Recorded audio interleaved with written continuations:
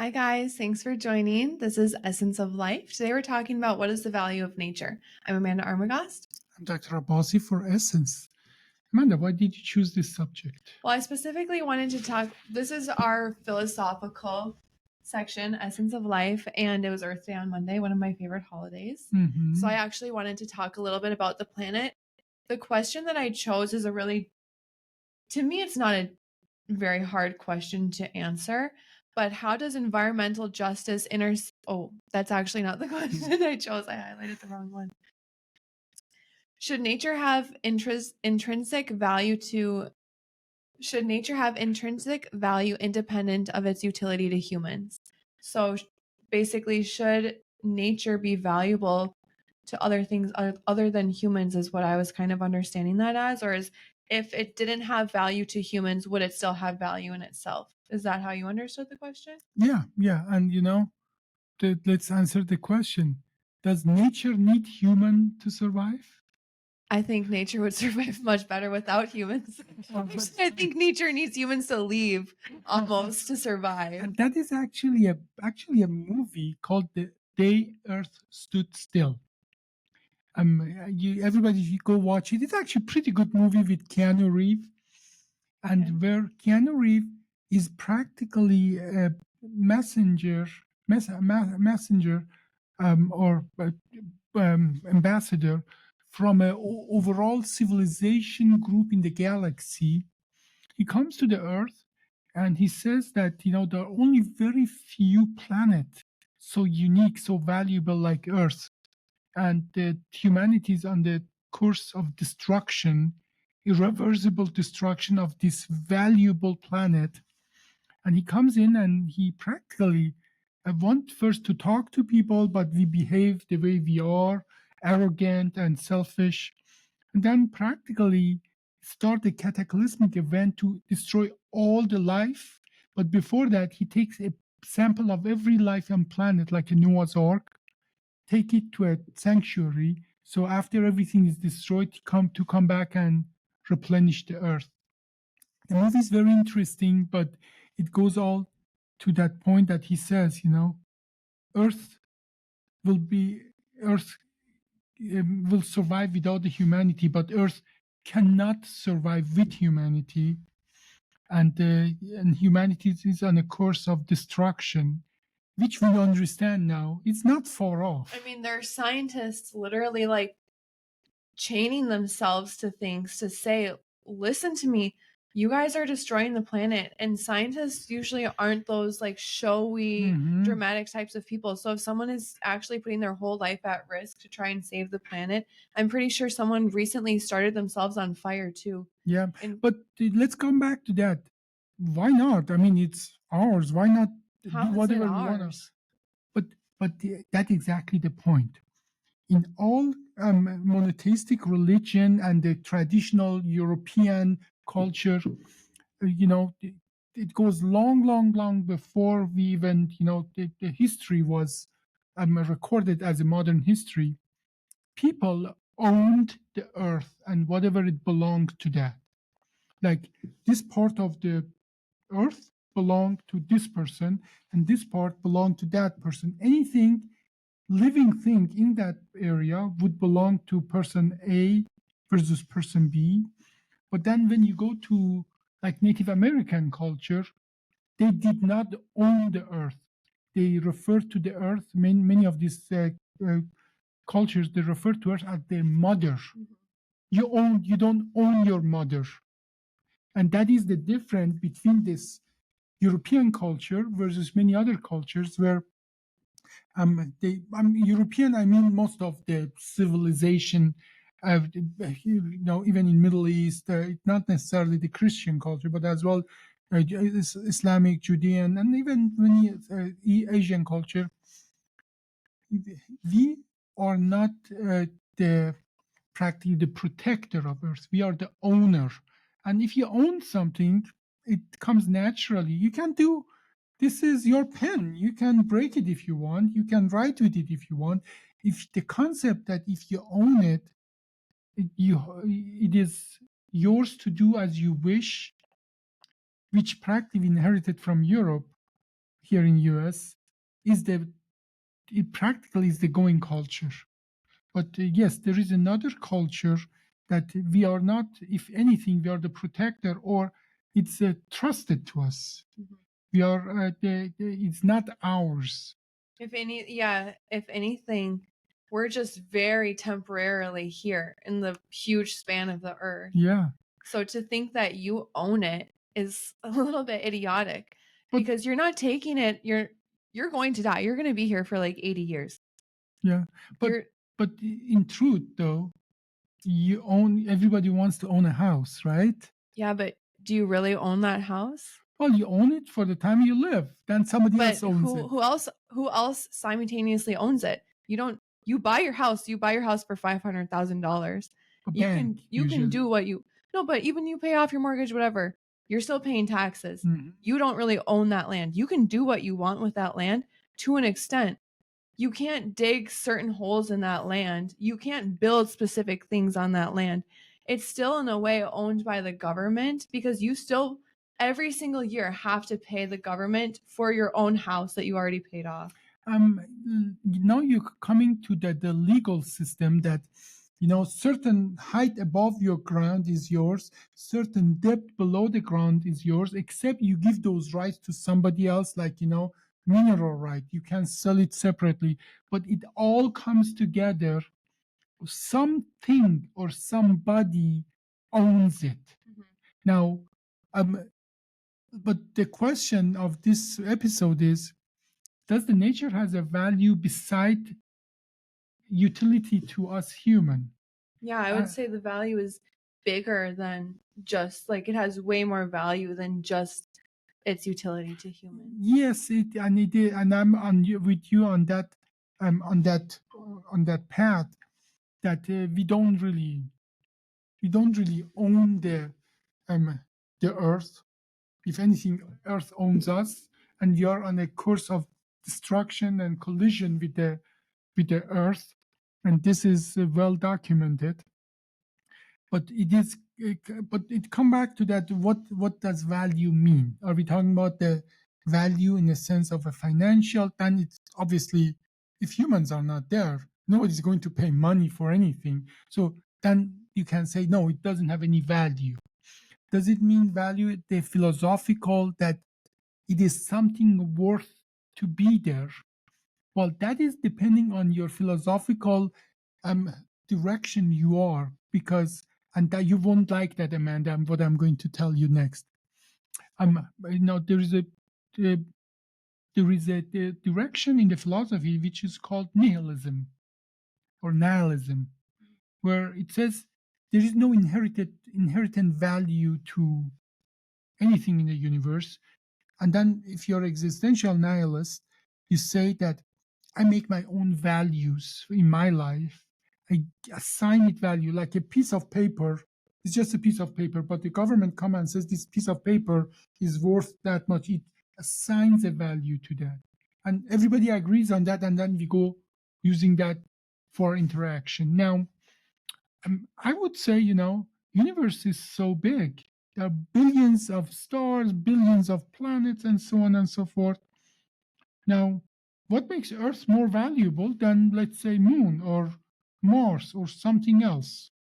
What does Well, make it more I worth? don't think it is more valuable than No, no, because without the moon, like we need the moon for the earth. but then you mentioned we need the Moon for No, Earth. okay, the earth needs the moon. But the Earth is still, it reflects back to the Earth. Let's say a meteor is going to come and destroy a planet in our solar system. Why should it destroy Mars versus Earth? Okay, well, you were saying you need a haircut. What is more valuable for your haircut? The left or the right side of the scissors? You Mhm. need both for your Mhm. haircut to have value. You need both to have a haircut. So, but let's go back to that. This is now a philosophical talk about um.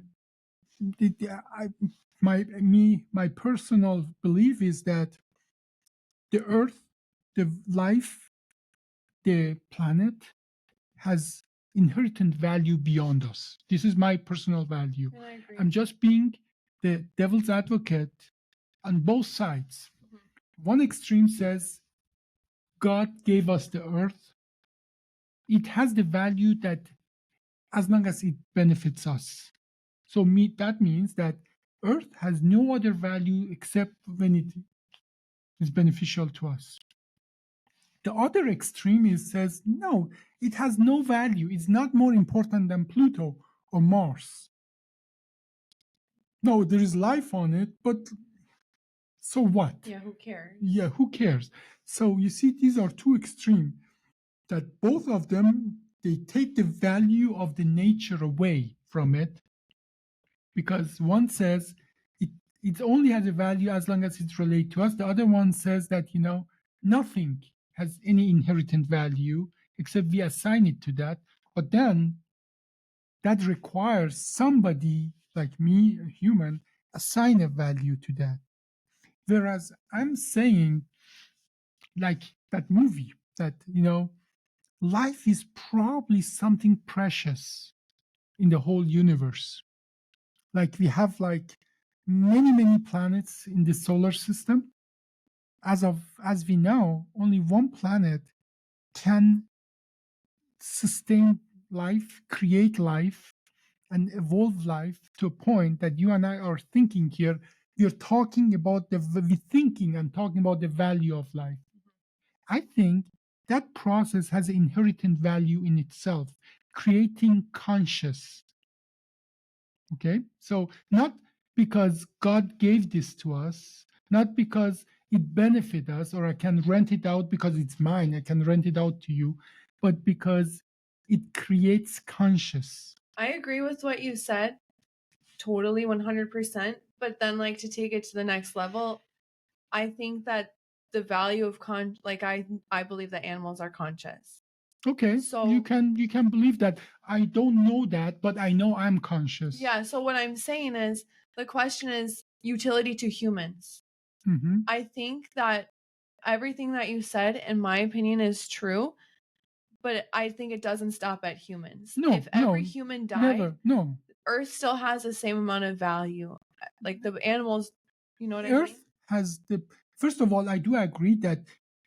No, first of all, philosophically, you cannot know anything at consciousness except yourself. It might be everything in your head. That's a philosophical direction that says, everything is a fiction of your mind and so on. You can be sure you have consciousness, but you cannot be even sure that I'm not a robot. I'm just reacting to you. No, but I don't believe that. Mhm. But coming back to that, you can say only and again the same kind of religious background says only human separate human from the rest of the nature. So everything was built and then God made the human and everything in the service of human. And that is the same way that then we say that like animals don't have consciousness. Then we can deal with them as we want. I see that is cruel and that's a really poor way of looking at the life. But again, I do believe our consciousness is certainly more than monkeys and whales and dolphins and insects. But I do believe is a gradual, is a quantitative increase in consciousness that makes human. Eventually, that quantitative change become a qualitative change because, like, we have the only people with only living being with a written language. Other animals do have a probably language, not as developed as ours. So I agree with you that there is consciousness beyond human. Now, when I said that nature has a value because it's create consciousness, I didn't mean human consciousness. Yeah. But even if humans are gone in few million years, another species is going to arise that has consciousness. This is just what nature does. Nature starts with simple chemistry, then create something that replicates itself, life, that life become complex and start processing data, information. At certain point, when certain amount of the data are process that entity achieve consciousness. And that is not necessarily human. As a matter of fact, we know that there were lots of other species that had human abilities, we killed them all. We did kill them all. We eradicated them, we human, because our ability, our part of the brain that builds weapon grew faster than our part of the brain that make us what we call these days human, meaning like how do we treat nature? How do we treat animal? How do we treat a piece of stone? Like when you go to some of the national parks, they tell you don't take the stones away, because if everybody does that, then There's no it more changes. stones. Well, it changes the nature of the. You see, this ability to create a consciousness that then turns back and protect the nature. This happened just in the last few hundred years. For a long time, we could build weapon that could kill and destroy, and that part of our intelligence develops so much faster. We call that so-called technocratic intelligence rather than so-called emotional intelligence. What what do we put your abilities? How do we use our abilities? Now, I think if we dive deep in our emotional intelligence, we can come to the conclusion that the nature, by virtue that it can produce conscious beings even beyond us, has inherent value to it. It does not need to be human. And by looking at that way, that sort of negates both ends. The end that says, God created everything for you, do as you please. And the other end that says, nothing has really a value. If a meteor comes and, or a big the asteroid comes and destroys, it doesn't make any difference if it destroys Mars or Earth. So, Well, I kind of understand that point of view too, because in the perspective of the entire universe, why does it really matter if there's no more humans? it means nothing for the universe. Exactly. The universe will just go on. But you see that there. I don't believe that. I do believe that the fact that there is something in the universe, and I'm sure this has repeated itself in the universe numerous times. I don't believe there's so-called Fermi paradox. Have you heard of that? I feel like I've heard of it.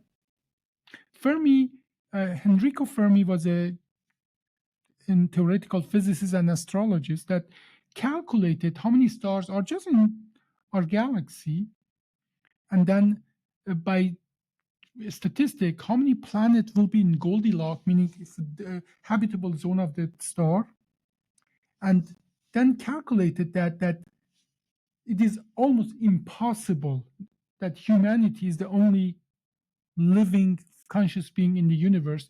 But then the paradox comes from that if there are billions of intelligent beings in the planet, why haven't we met any of them? And then it goes and explain why we haven't met them. But how that do the you paradox know we is, haven't met any? Hmm? How do you know that we well, I haven't? haven't met, and nothing is recorded, nothing credible is recorded or evidence. There's no evidence that we have met any conscious being from But other we're places. using the evidence based on our own, like what's in our own minds. But that's what evidence is. Yeah, but what about the evidence that it was better to have your birth be done by a doctor? That's evidence in someone else's mind. Mhm. Everyone's knocking down Semmelweis saying no, no, no, because of their own evidence. Now you're pushing my buttons with Semmelweis. But no, but this is like something that I always try explaining to you. We're using, like when you observe animals, it doesn't matter where you're observing the animals. You're observing animals under human observation. Correct. An animal is never, you're not truly observing an animal. We are using our tools that we have. And using ourselves as an example or something to mirror. Yep. How can you really say that we've never met anything else? What if we can't see it? I was talking to But that's what I mean. We don't have evidence that other living being exists because we use our tools. Like for a long time, light, colors is what we saw, and we saw that's all. We know that it's a very, very thin. We are going to talk about colors next. Mm-hmm. Colors and the light that we see is a very narrow band of the electromagnetic spectrum. The rest we cannot see. I was just going to bring that up. Like shrimp can see thousands more colors than us. We can't, there's no evidence that this color exists except for to the shrimp in our own eyes. This morning, I changed my outfit 3 times. I can't prove that. I can't prove that. There's no evidence because I put my clothes away each time. Every time I did it, I cleaned up after myself. But you just told me that. I believe you. That's already an evidence. But that evidence won't hold up in court. That's not scientific. No, but that's not me a court. saying that, me just verbalizing, that's not evidence. Will that hold up in a scientific lab? Observation, if it's repeated and so on. It wasn't repeated. It was a one-time thing. Well, you do it every day. I only did it today. So does that mean it didn't happen because there's no evidence? See, that's not science. That's in the science we are looking at repeatable. One of the criteria of the science is replicable and observable. Yeah, but if you don't know what you're looking at, how can you say it's replicable? You don't, what if there's like an invisible thing on this table, but in another universe it's not invisible? Yeah, but that is the part that says I'm not denying that there is something that we cannot see on this table. I'm just saying we do not have any evidence that unseeable on something that we cannot see. I don't have any evidence that exists. Coming back to other conscious life, based on most current data that we have, we know mathematically it's almost impossible that we are alone, but we do not have any evidence that we can sense with our senses that other living being exists. And that is what the paradox is, that why is it that statistically is impossible, but we don't have any evidence? That is exactly the core of that Fermi paradox. Okay, so but let's again come back to that. And the question is again that our title is, what is the value of nature? I think the value of nature is itself. This is an inherent kind of value that nature assigns to itself. It doesn't need us to assign value to it. But some people then will say, but nature is not a conscious being, which I disagree with that, and probably I'd even disagree with that, because imagine all the chemical things that are happening in nature, all the life, all the ecosystem, and so on. And here I agree with you. It may not have a consciousness like a human, but it does have a consciousness of its own, how this different complex system interact with each other, and the ability.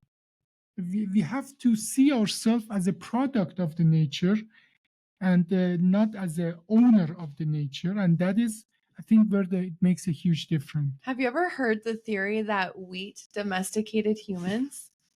I actually have heard that, and you have no idea how close to the truth it comes. Oh, I know. I do have an idea how close to the truth it comes. Okay, go ahead. Every step of human life has been surrounding wheat, making wheat to become a better product, making wheat to be stronger, wheat to survive different things. How can we grow wheat? We're going to start living in places that we can grow the most wheat because we're so dependent on it. So we've really, as humans, similar to how cats domesticated themselves, shaped our own lives around wheat, around growing wheat. But I bet you can explain it more scientifically. Well, if you're interested in that, go read Richard Dawkins, The Selfish Gene.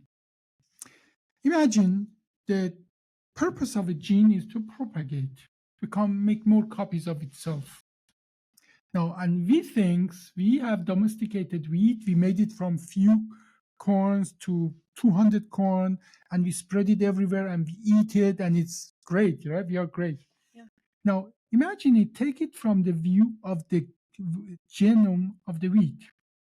What could genome of the wheat do to produce the most copy of itself on the face of planet? Use us human as its slave, give us something that we need.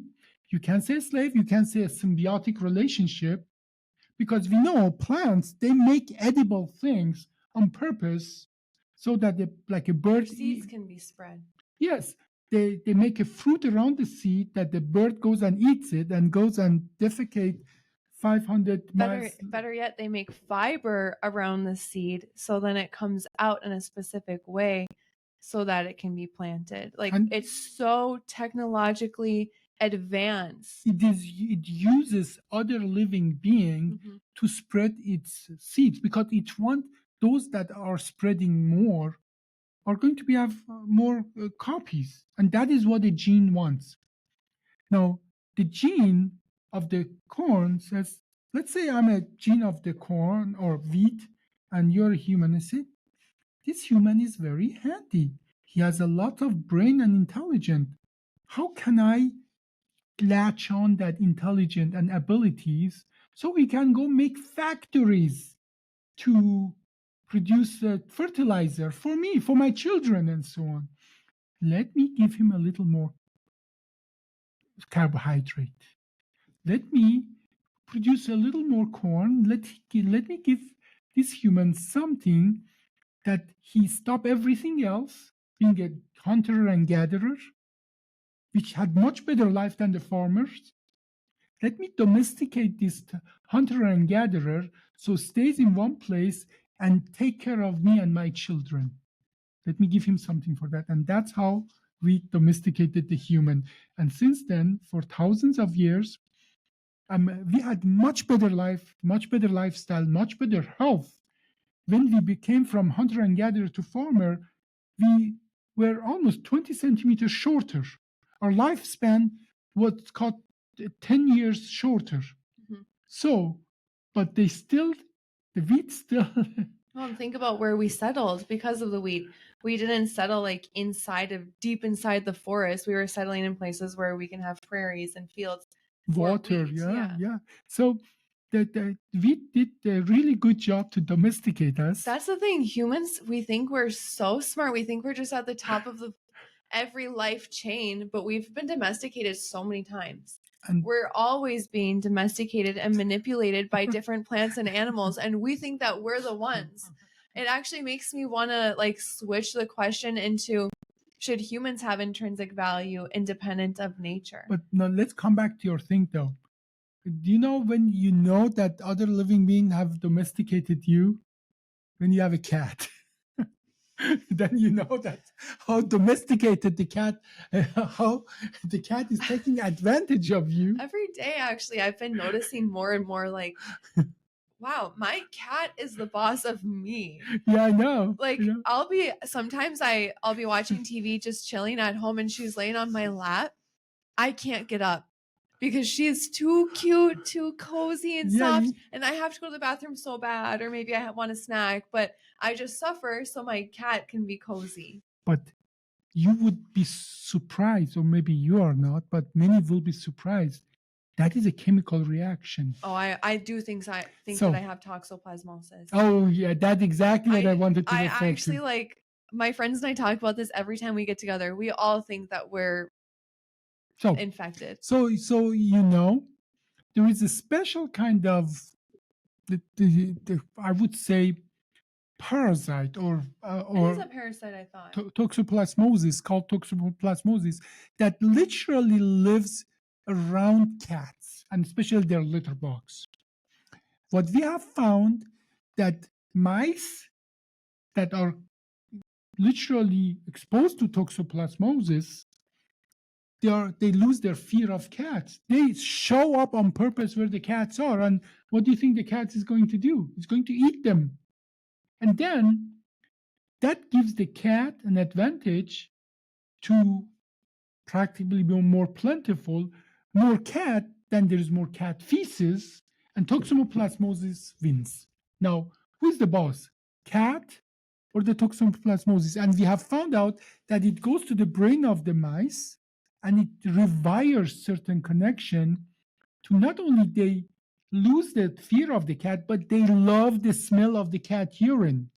Now, there are good theories and good evidence out there that that's the reason why we love the cats, because it rewire our brain, that coziness, that cuddliness, and so on. So practically cats in combination with toxoplasmosis has rewired our brain to enslave us to their will. When I was in like 6th grade or something, I had a friend named Brianna, and she kept her litter box in her bedroom. And she told me one time that she actually likes the smell of her cat box, and that's why she keeps it in the bedroom. Yeah, so you see, nature has so many. Now we think, yeah, we are the boss of the nature, but nature has so many facets and so many sides.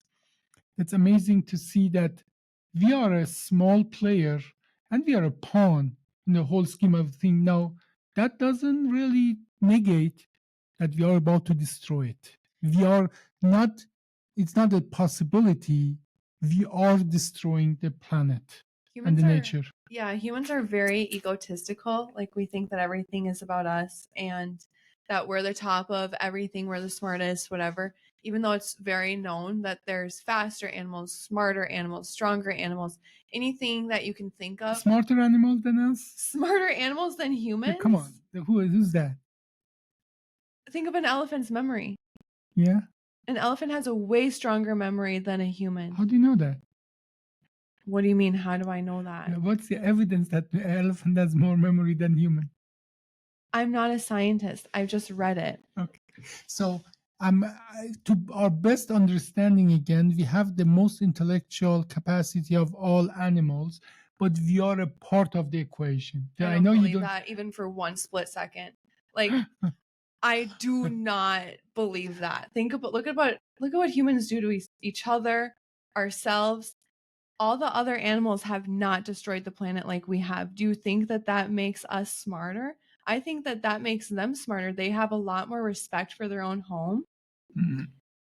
Yeah, on the philosophical area, I give you that we have not used our intelligence in a good way, and we are destroying the planet. And also, animals can predict weather better than us.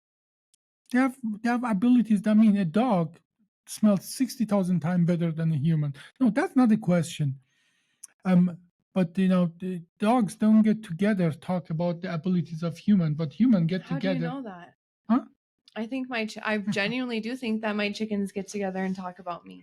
Your chickens? I genuinely think that my chickens get together and talk about me. You know, Amanda, my chickens know you now, okay. Even. Few hundred years ago, they would have burned you on the stake. Maybe you know that, right? Maybe they did. No. I also believe in past lives. Oh, okay. So you never know. No, okay. Well, I don't believe that. No, I have one more question for you. Do you think if humans weren't so egotistical, we would be able to advance and help other plants and other animals the way that we have? Like the way that wheat domesticated us. Do you think if we weren't so egotistical, wheat could have domesticated us? I don't understand really the premise of this question. I mean, we are egotistical and we are still working mostly with the nature. We are a small part of it. We have enslaved a lot of things in the nature to our will, but at the end of the day, we are as well enslaved by other means in the nature. I think what I can say that we are maturing. The humanity is maturing. Things like killing your animals, doing with them what you want, it was nothing wrong with that until recently. Yeah. And now we know that's wrong. I mean, there was nothing wrong with doing that to other people until recently. Well, that was wrong for thousands of years. Do to others what you like to be done to you. That was like for few thousand years old premise of all religions. But that animals would have rights? No, that wasn't the case. And now we are talking about artificial being, artificial intelligence. If they achieve consciousness, at least we start talking about it. So again, I'm an optimist, even though I'm an existential nihilist. I'm an optimist. I think humanity is maturing. Things that were unimaginable even a generation ago, like it was normal thing that you kill gay people. It was normal. I mean, it was what else to do with them? That's exactly what I'm saying. What else to do with them, 50 years ago, it was normal. Or And again, if you are interested, go read Steven Pinker. We have referred to him many times. So humanity is becoming more human. It's maturing. If it's enough to save the planet, I hope so. Yeah. I'm going to say something really pessimistic. Okay. I think that we are adapting and maturing, but I think that there are some people who benefit from us not maturing that are actively trying to stop that. No kidding. And I think that unfortunately, those people that are benefiting from us not maturing have a little bit more power and are using that power and kind of stopping us. Like, I think that we could mature a lot faster and smoother if it weren't for these very specific people with their Special ideals. interests. Special interests. Yeah. Something like that we are going right now through. What we do is like 1/30th risk of infection, and people that are spinal procedure, and now people are trying actively prevent the patient to get a better care. There's pretty much like two sides of humanity. There's wanting to grow, wanting to better society, better humans, and then benefiting from the status quo. Yeah. And I'm talking about even intelligent people. So it is. So I mean, think about world leaders. These world leaders are very intelligent. Like, they're not stupid people. I'm not sure about. No, they wouldn't be world leaders if they were really stupid. The way they react, they act, especially our part of the Western world leaders, they cannot be that smart. I can just see based on what they do, I can say they cannot be that smart. They're not that smart in our eyes, but in their own eyes, they're smart, and actually, like, in what they've accomplished, they're pretty successful in accomplishing evil. So you have to give them that credit that you can be smart and evil. Yeah, well, Dr. Evil is still a doctor. Dr. Evil is a doctor, has a doctorate in evil. Exactly. So I think we can conclude this episode now. Thank you guys for watching. That was Essence of Life. We talked about what is the value of nature. I'm Amanda Armagast. I'm Dr. Abbasi, and you see, with all the things, she's the pessimist and I'm the optimist. Yeah, I guess I'm just the optimist on the outside. Bye, guys.